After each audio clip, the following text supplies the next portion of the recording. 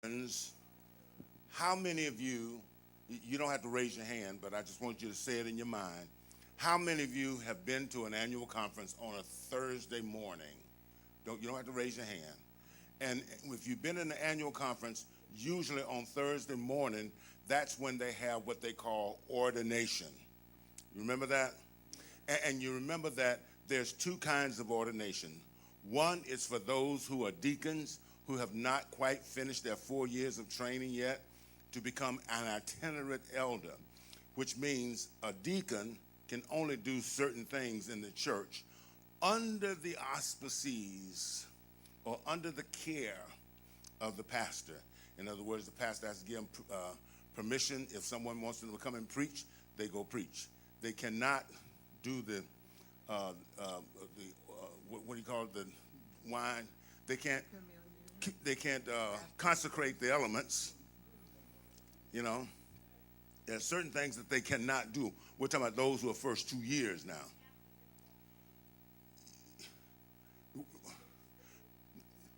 They can pass it out, but they cannot consecrate it, and you're absolutely right. So they have to call someone who has 4 years. Now, how many of you notice this?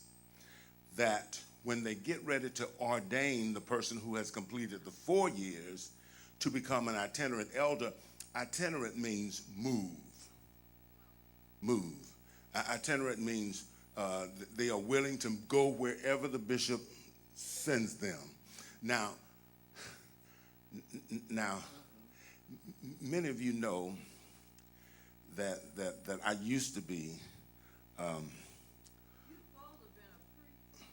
Oh my goodness, maybe that, but I used to be a somewhat of a rebellious young man, you know, and and I would always either start trouble or get in trouble, whatever the case may be, and I used to say something that I quit saying, but I'm gonna tell you what I used to say.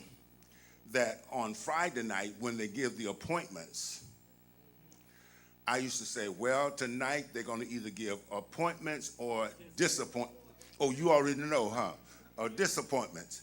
Because there have been times when pastors have received what is called an appointment, a disappointment to them. But I changed my thinking about that because whatever God gives you, because there are people who've gone into these 25-member churches and made 25,000 or 2,500 membership. You know, it depends on what you're going there for. So I wanted to say that. But the bottom line is all of the preachers or the bishop has on its robe, and then when they get ready to ordain them and they're around the altar, each one gets 7 elders, 7 people who have gone through all 4 years of training and have been deemed by the Board of Examiners as excellent people to serve the churches. They have 7 people to lay hands on their head, you know, on their head, okay? 7. Now, and this is supposed to be a spiritual thing because you have 7 anointings going through hands into your head. All right? You follow me? Okay, all right. That's one of the process. That's what we normally do in the AME church. Preparing preachers. When you prepare them, they go through 4 years of training. Now, and then after they complete their 4 years of training, then they become an itinerant elder. Once they become an itinerant elder, then they're ready to go ahead and serve a church. Now, that does not mean a person who's a deacon cannot serve a church. They can supply a church, but they can't, be the official pastor sent to them by the bishop. Okay, they can supply, but not be sent as a, okay, let's move forward from there. Key verse. The priesthood shall be theirs by a perpetual ordinance. You shall then ordain Aaron and what? His sons. So This is ordination time in the life of the church, ordination time. So what he's saying is, and in the Bible, those persons who were considered pastors or preachers or priests were from the tribe of Levi. The 12 sons, one was named Levi, and all of his sons would become pastors or preachers or whatever the case may be. Let's do the prayer. Heavenly Father, we come before you with a heart full of gratitude. Thank you for the countless blessings you have poured into our lives. We are forever grateful for the gift of life itself, for the love and support of family and friends, and for your constant presence that guides us through each day. Thank you for the strength you provided in times of struggle and for the joy you bring in moments of peace. We thank you for your grace that covers our imperfections, for your wisdom that helps us to grow, and for your love that never fades. With a thankful heart, we give all praise and glory to you. In Jesus' name, amen. Now, I thought about Miss Demetrius when I did this. You did. Let's bake a cake. Let's bake a cake. Now, Miss Demetrius, I want you to take a look at all the elements in there. Those are eggs, flour, sugar, butter. What else do I have down here? Is that salt? Yeah, there's a lot of salt in it. But those other three elements, what are the other three elements might be, Miss Puryear? Baking soda. What else, Miss? Is that cinnamon, the nutmeg, and all that stuff? I don't know. Okay, vanilla flavor. Okay, so basically, we have the basic rudiments or the basic items that we're going to need to what? Bake this cake. All right? So what God is saying to the people in this lesson today, that there are certain things that a priest must go through before they can come and be a part of rendering service to the people. There are certain elements that they're going to have to show on the outside. All right? Now, when you look at the lesson itself, it's very descriptive. And so what I'm going to do is, I'm a visual person. And because I'm a visual person, I'm going to show you today all of these items, all right? Let's take a look at this. We're going to talk today about a bull and a what? Ram. Now, y'all know the difference between a bull and a ram. I ain't have to show you that, isn't it, right? What Rita say? Rita, what you saying? Oh.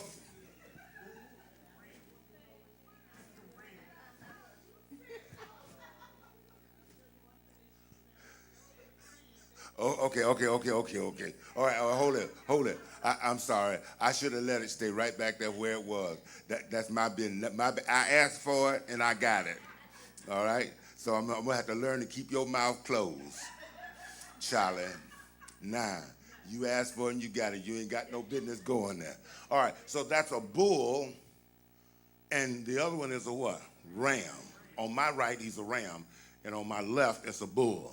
Now, I want you to look at the horns of the bull because we're going to talk about horns on a bull, okay? You're going to hear about that.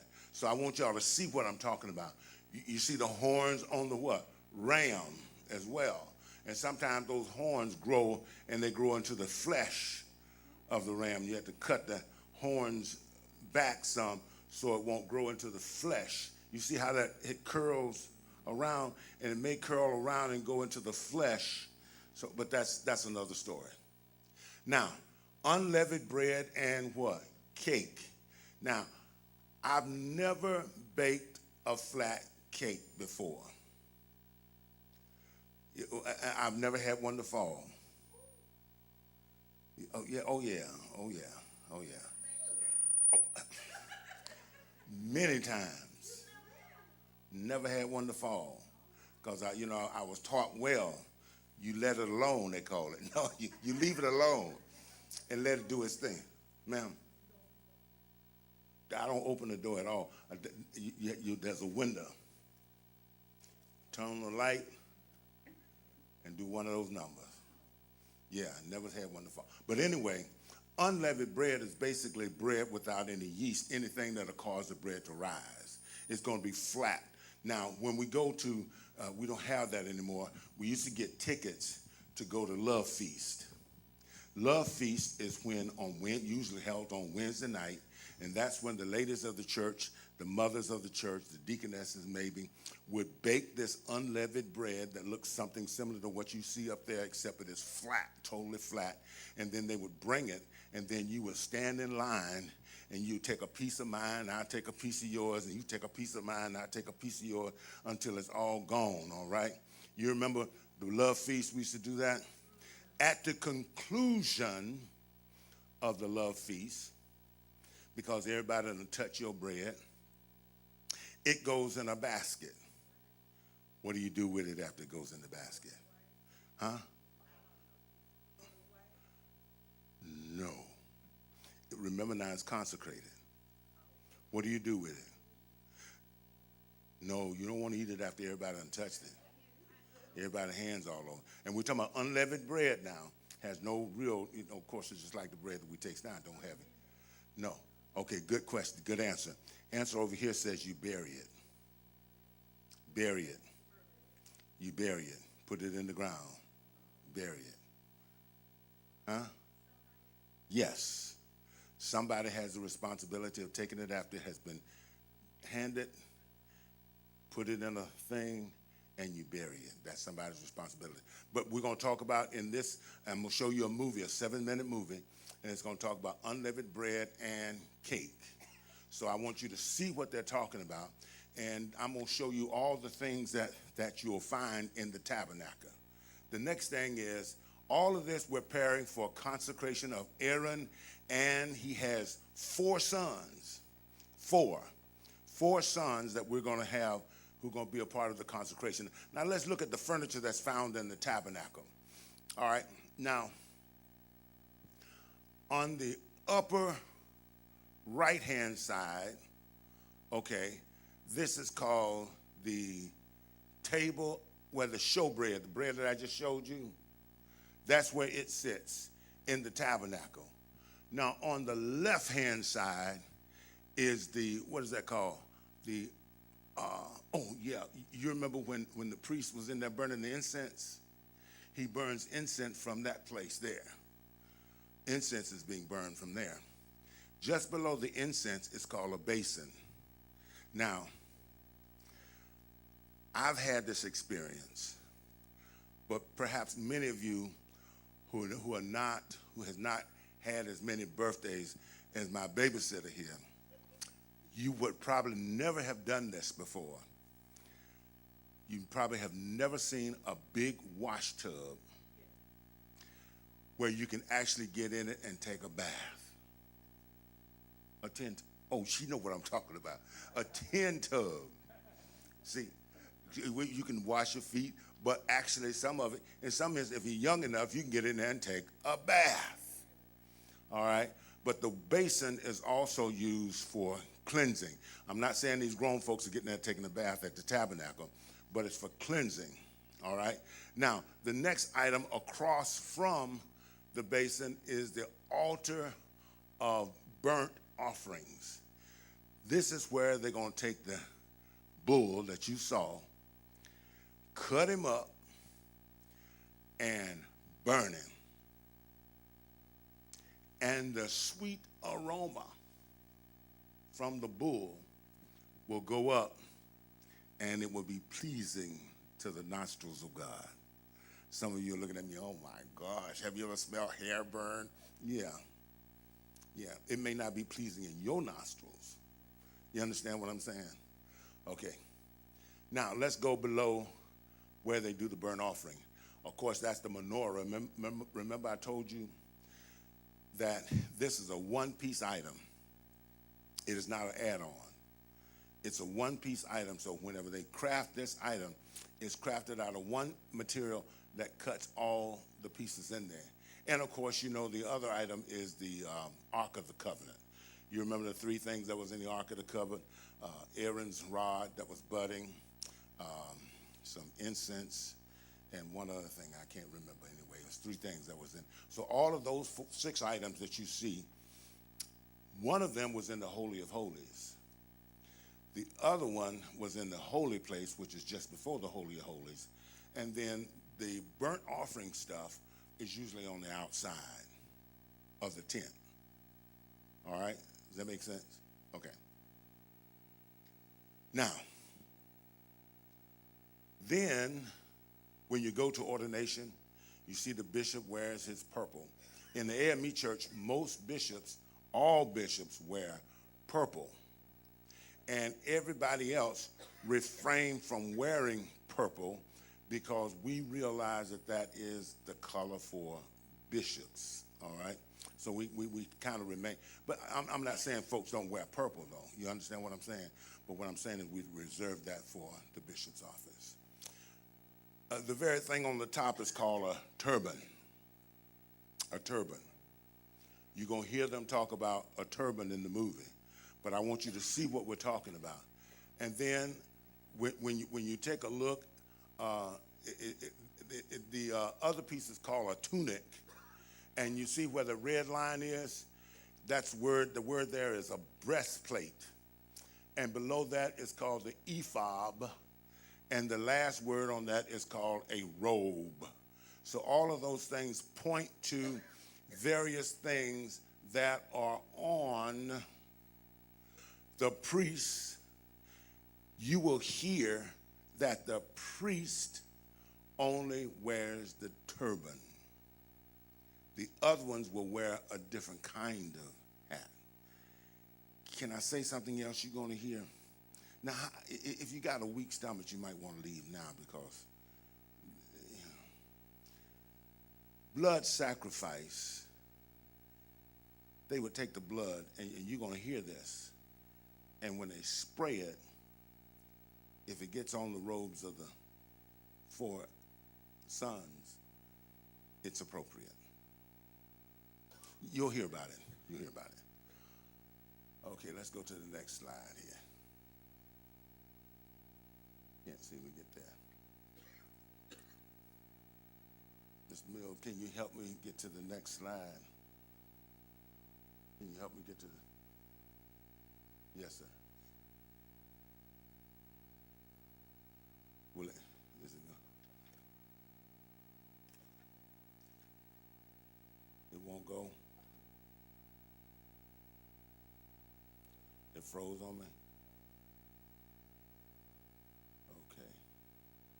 So that's the priest, they call it vestments, not investments, but vestments.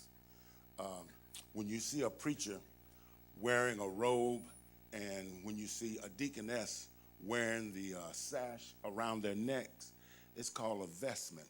All right, here we go. Is that arrow in place? The arrow is not there, is it? Oh, gosh. Oh, boy.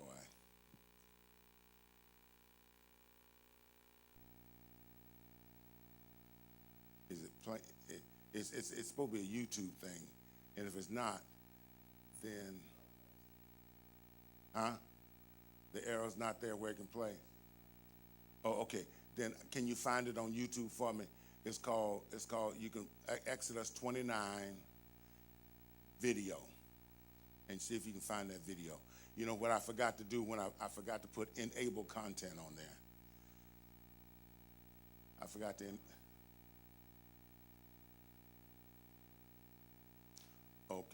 Okay. But I got to show the video in order for them to better understand what's happening. I tell you what, can we just shut it down and then bring it back up and hit enable?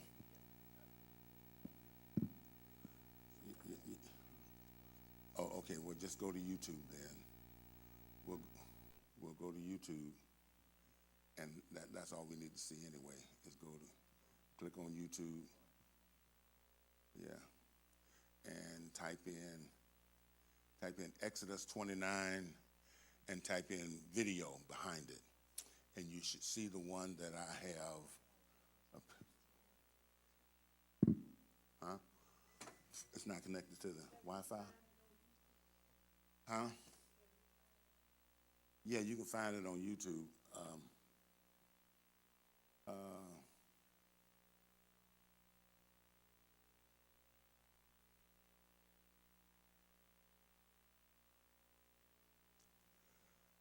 I'm sorry about that, but when we talk about ordinations, we're talking about making sure. How many of you remember Bishop McKinley Young? And when he would come in, he would have this cane-looking thing that looks like a shepherd's staff. What's the name of it? Exodus 29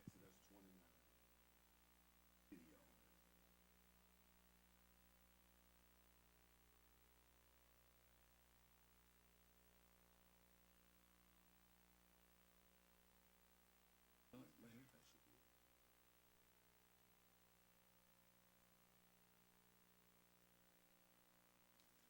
Okay, hopefully we can get it taken care of. I apologize, but I forgot you have to type in, you have to click on enable in order for you to play the video from the PowerPoint, and I didn't get a chance to do that.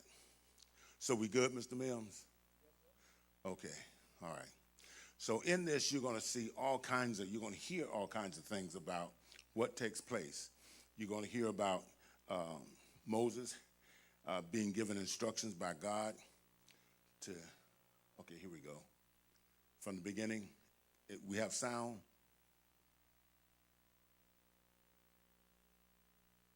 Oh, okay. Okay.